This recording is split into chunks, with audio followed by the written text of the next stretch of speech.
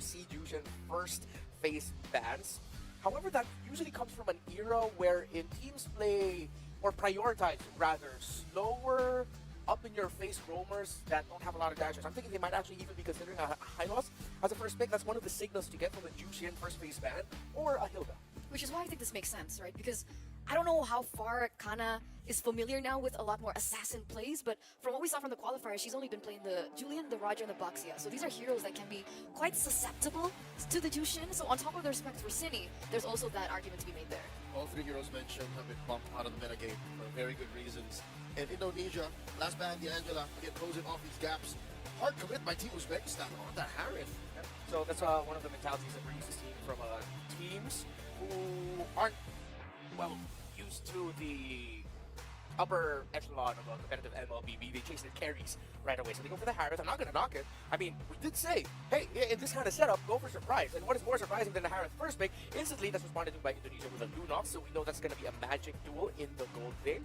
However, I'm not going to take it away from Indonesia to just surprise, park that Lunox into the mid instead, and then pick up another gold later. So with Indonesia picking up the Alpha, it's similar to having the Alpha and the Harith in terms of how fast that they are going to get their power spikes. Answer to that is very fast. Very little ramp up for an Alpha. As soon as he hits level 2, you're good to go.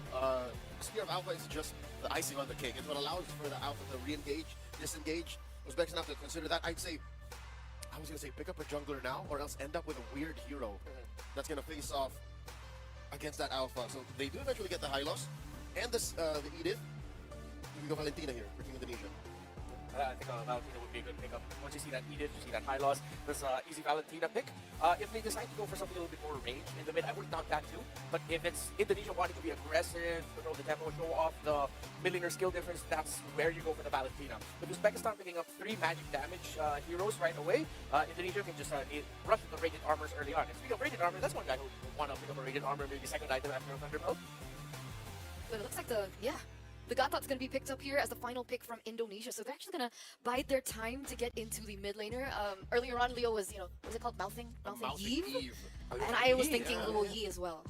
Luo Yi Eve, these are heroes that warrant a ban in the first phase, whether red or blue. And it's uncharacteristic of these two teams to cover their bases, invest in what they feel is their comfort that'll pay off regardless of what the opponent punishes with, and leave the Eve and the Lugi out. So I'm guessing either of them will start attacking either the mid or, in Indonesia's case, the jungle, and then commit to what's left. Indonesia is in a better seat to do that.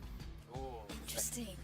Good. Fanny. Yeah. I think Indonesia's thinking like, ooh, there might be a Fanny assassin. You posed a question earlier, it turned out. I did. How ready are they with the assassins? But maybe disrespect by Indonesia. They just don't want to face it if ever there is. So now for Uzbekistan, more physical damage would be required. Their XP and roll are both magic. Weirdly enough, that means they're mid laner if they have an indivisible fighter, or that's going to be 4 magic damage dealers, and it's only going to be 1 source of physical damage in the jungle, which might, if they don't get the early game that they want, will actually come back to haunt them. Get punished hard. Yeah. Singular items coming in from Indonesia were very low to the ground. There's 1 solid damage, physical damage that you can invest in. Well read by Coach Casius and the Team Indonesia. Uzbekistan, though, are they going to continue attacking the mid lane? Do they have the Eve here now? They picked their poison. Wait a second. Sorry, guys. Are Uzbekistan drafting without a coach? It looks like it's just the ladies. Yeah, it's just the ladies up on stage. Wow. All right, so we'll see how this pans out once again. Focus banned out. What do you think is going to be the next pick for Indonesia? They can go for physical gold. I honestly really would not mind putting this Lunox in the mid. But if ever, then Eve. I get the Eve, but at the same time, I see that Edith and a high loss, and as an Eve player myself, I'm thinking, maybe a little bit too tough. But the Gata Gajan Alpha does provide a good enough frontline up against what Uzbekistan shows. And that will, the real world manipulation becomes a boxing ring. You set it up. It might end up becoming even like a trap for. Wouldn't mind Eve. Go ahead if you want to. CC from Indonesia. That's actually a signature pick coming in from Bumi. It's a hero that we haven't seen too much of, especially with the recent changes in the meta. What do you guys think about it? What's the latest update on the CC? We saw a couple of CCs in the group stage of the men's MLBB here at WC24, and I'm guessing why Coach Casius and Team Indonesia green-lit the CCs because the lack of damage profile to actually punish a CC in the early to mid, and then when she hits her power spike, she's unstoppable. Uzbekistan, though, there you go. The jungler that we were looking for, the jungler that they needed at the time. I'm actually liking this. I actually like the X-Borg in the Alpha. Yeah. It's not bad. Not a bad pick of hair at all. You know the CC's going to want to front, the export can help front that, but with the Edith and the high loss, and plus the Kraken of the Vexana, one of my problems with the Uzbekistan draft is just way too magic-coded for my taste. That a few rated armors coming in early from Indonesia, maybe after their first initial items, you're going to see a severe fall off in damage up until you get the Divine Glaive into that Harith. Damage might just actually be severely lacking. Good thing they packed it with True in the jungle. For the last one, Still mid. still mid. I'll probably, I don't know why I'm thinking physical gold there. The Lunox indeed ended Yeah. up in the mid. Very interesting draft to bring to the table, very magic heavy, but we'll see. Again, this is a best of one, right, for the group stages, so we'll see this time around as we jump into the land of Dawn. Mirko, how are you feeling about the draft? Do you think this is a little overloaded on magic damage from Uzbekistan, or is it going to work? Yeah, I think it's definitely overloaded with damage here. I think Renmar already brought a good point out, right? If they go for Radiant Armor first item, tough runes as well, it's really tough for Uzbekistan to get through some of these frontliners. What's good is the fact that they are up against a Gato, something that should do well against physical, but against magical, you should be able to still burst them down, right? Yeah. The only concern for me now is the Export, because now Export is really the main physical damage dealer, or the main non-magic damage dealer in this team. If Indonesia get rid of the Faraga armor early on, win out the poke battle before the turtle, it's going to be really hard for Uzbekistan to deal damage. You can already see here in the mid lane, Vivian and Cine. Even though Gato doesn't do too well against magic, you can see exactly how much pressure he has in the lane itself. Yeah, you know, all she has to do is basically get the Unbreakable taunt off. You know, for the most part, early game, Vivian doesn't have to do too much work. She did get a Revitalize out too from Yule. So, I mean, it'll be back up by the time they actually decide to fight, if they, you know, go aggressive on the first objective here. But so far, I think, yeah, the panel really broke things down with this. And one of the big aspects to this too is they're going to be so confident in the fact that they have this alpha in the hands of Vivil, and you can just roam around Vivian and Vivil all day if they want to. And, you know, if you get caught, it's going to be troublesome for you if you're Uzbekistan. So I think when you're talking about the process of this game, I'd love to see them try to contest, you know, the first couple objectives with the turtle come up, and kind of check to see if they can actually go toe-to-toe with Indonesia, because like you said, eventually those defensive magic items are going to get picked up, and it's going to be that much harder. So I'd love to see Uzbekistan, for them to try to get this early lead if they can. It's already going to be started up, though. It's really tough for Kana here. Goes up top, Fumieko just pops in a sprint, and it's going to be a free turtle over to Indonesia. Vival not even needing the retribution now. Ooh, Cine jumping in earlier. Hinata forced the armor back. Vival very aggressive. And you can see the reason they picked up the alpha together with the Lunox and the Gato, right? Yeah. Crazy mid control, amazing prio in the mid lane, and fast clearing jungle. Alpha clears out the jungle so much faster, and you could already see earlier, no ult for Kana, because they were able to invade so early on to stop that level 4 from hitting for Kana. Yeah, that's what we always talk about when we're, you know, looking at timings and some of the early pressure that happens in the jungle, especially. You know, those minor things really do delay getting those level 4s for that first turtle, and so far Indonesia, you know, they've mastered those timings at this point, so they had that upper hand, they had that advantage, and they worked to continue to put pressure. Invading again into the enemy jungle. But I think one thing we can talk about, Naisu, is the question that the panel asked earlier, right? Bruno versus Harith, how does this lane look like? I'd say it's 50-50 until Bruno gets max stacks. Once you have the stacks on, Space Loves Us definitely going to be struggling here to go for trades around the map. And when it comes to sieging turrets, Bruno is a beast. You can see Chell already just chunking the entire turret down. Glorious pathway over to Vivian. He's able to chunk it out. Turtle Guard knocks City up, but has the brilliance to escape. And now, with the Spear of Alpha, this places the Kana just melts down to the damage of City Chell. And now it's an AOG all the way towards that turret. It's slowly the only one left standing here in the bottom lane. Really tough. Gonna pop up some damage there, but slowly. You know, she couldn't do much but watch that fight, and even in that last fight, you know, Yule wasn't able to use that Revitalize that she had, but it all started with Indonesia just kind of cutting them off from that tier 1 turret. It allowed Chell to go ahead and get a bunch of extra gold, and then remember that fight was started up by Yule. Dropped the Glorious Pathway, they decided to fight, but unfortunately they got overloaded just from the damage from Indonesia's lineup, and so that's the preview that we're talking about. And you know, again, this isn't even with those magic resist items that we discussed earlier. So this turtle is going to come up here, and it looks like Uzbekistan actually want to fight this. They're going to go in.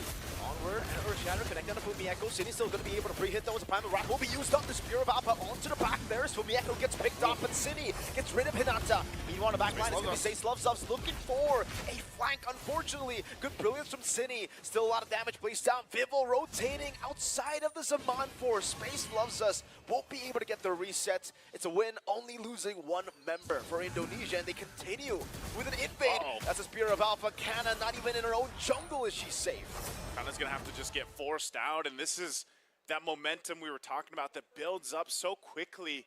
And, you know, even that last team fight, still wondering, you know, Uzbekistan, they wanted to fight it even after what happened down in the bottom lane. And you knew that they were going to be at a disadvantage. They fought anyway. And even with trying to outflank Indonesia, they couldn't find, you know, any kind of connection or kill that they were looking for. It's really tough here. Inglorious Pathway going to be dropped down. The taunt over, Hinata able to get the onward down, can purify out Shell. Still able to slide tackle out, Spear of Alpha, now the comeback with the AOG. Taking two members back, slowly forced to flicker. City will flicker as well. Off angle to escape from the possible Eternal Guard. Another 3-for-0 trade. Again, you know, I'm wondering that Glorious Pathway, sometimes it gets set down and you might not want to take the pathway. Because it's not going to be the victory right there in that team fight. And that was very, just kind of a preview again of the damage that's overloaded. You know, we've seen this Lunox now picked up a couple times, even back in the men's games. And sometimes it works, sometimes it doesn't. But with the way that Cine is playing this and relying, even under the turret, you're able to just go ahead and shred down the damage. So Glorious Pathway dropped again. Vivian doesn't have the AOG, might be caught. The Earth Shatter used up. Now the onward. All the displacements over to Vivian. Everything in the kitchen sink thrown at her, and she will fall. Chell needs to be careful here. Doesn't have to purify. Will go head-to-head with Hinata using the Primal Wrath. Kana, Faraga armor just melted down completely, forcing out the last Insanity defensively. It's a brilliance defensively too. Vival takes away the purple, getting herself to a 2-level lead. Actually, she might hit a 3-level lead before the turtle spawns. Yeah, this is what I'm talking about. You know, eventually you get to this point where you are just really testing the limit, and that's what Indonesia is doing. You know, even fighting under and in between the Tier 2 and Tier 3 turret earlier on, they're going to go ahead and start this turtle. Uzbekistan, they've showed us they are willing to fight. A Glorious Pathway is there, but Turtle's claimed it. Kana's gone in an instant. She was so low already, even without the armor. A couple hits with that ball, it's, you know, she's gone, and now the Tier 1's in trouble in the mid. Oh, AOG straight onto slowly. Hinata, great displacement with the onward, but the dive continues with the brilliance. Tomi Echo might be in a tough spot here. Ula will be able to get a kill back, but in the bottom lane, they're just taking everything away from the enemy jungle. Orange buff down, Vival stunned up. The Curse Blast will connect, but Vival with the Queen's Wings, it doesn't even feel like this damage is damage anymore. Yeah, I mean, it was a good punish. Like, Uzbekistan is finding these, you know, little punishes when they can, when Indonesia goes and jumps in, you know, under the turrets even. And that might be what they need. These small little wins, get a couple kills, get some gold, maybe even shut down gold eventually, get that gold and the items in the right hands, and they might be able to stand a better chance when it comes to fighting. But you're seeing it right here. The gap between the jungle, Hinata with a flick around will still be caught by the last shot from Cine as Chell deals with a turret down below. It is a Tier 2. Kana is looking for the counter play, looking for a trade on the map, but they're going to lose another Tier 1, possibly another Tier 2 here, Naisu. This is where things get a little out of hand, you know, on the macro level. They get a little dicey. A massive jump again. They're going to go into the turret. Purify out with a curtain call on her. She was kind of forced to just purify out. The turret wasn't taken up top, by the way. Not going to be a trade just yet as Vival tries to cut off the lane here up top to prevent a push for a trade to happen. Maybe that's why also the Gaunakacha is just so valuable right now. Even if you don't need a kill, the Avatar of the Guardian is enough pressure. Oh, they're going to fight again. Brilliance again. Hinata going to be baited down. Spear of Alpha connects onto Amula. The limits of it all, but will not be able to survive. It's a shutdown at least for Space Loves Us, but Fulmi Echo just uses the yo-yo to get rid of Space Loves Us. Now it's Indonesia dashing forward. Chell looking for the kill in the base. Unstoppable. Chell is right now as we get to take a look at the items. Man, with a 9,000 gold lead, that's crazy.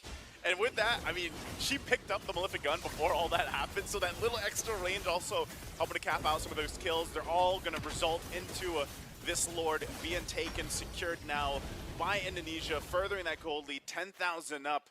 And look at the damage. I mean, this is, I'm actually surprised, you know, we usually see the Lunox just shredding through, and she has been able to do that. But Shell has been popping off lately, and it all started again minutes ago. on that bottom lane take. And this is going to be troublesome here. I think at this point too, man, it's hard to get any control, any space around your side of the jungle. And Vivol she's relentless. She doesn't let go of anything here. They're going to prep up for this push. Brilliant's going to be used. They're just checking things out. They're going to take every buff from Uzbekistan while Indonesia waits for this Lord to come through the mid. And mind you, those holy shields already popped earlier on too, at least in the mid lane. So this should be an easy turret take for Indonesia to get in the base of Uzbekistan. We'll see if they have enough. Again, if we look at the lineup from Uzbekistan, is it enough to defend through this first Lord? Usually we do see that. They still have a holy shield on top, and I believe on the bottom, they're going to make work. AOG already used by Vivian. No big resources just yet. Glorious Pathway by Yula, walking up with Chell. And with the Eternal Guard, I thought you were going to get a kill there, but it's actually going to be the Hylos who falls. Base Losas as well. Revitalize, getting all the HP back. As Hinata goes in with the Primal Rod, the Bruce Blast doesn't connect out to Chill, and Vivian just walks up again. Hinata very low, goes in for the onward. Last Insanity, almost dealing enough damage to keep him down, but City is surviving with just a sliver of HP. Only slowly. She needs to get a massive Cursed Blast, but Indonesia will just continue to push into base, even without minion waves. Spear of Alpha inside of the base. No minions to end the game. They don't even need it. It took a couple more, kicks of that ball from Shell, but man, they finally got the base down, even without the minions. But hey, Indonesia does the work. This is exactly what we were talking about with the lineup that they had. Uzbekistan, they tried something, that you don't typically see, especially with how much magic damage they had, and it just could have been a little bit different. Think about that last Insanity, the last fight. If it would have gone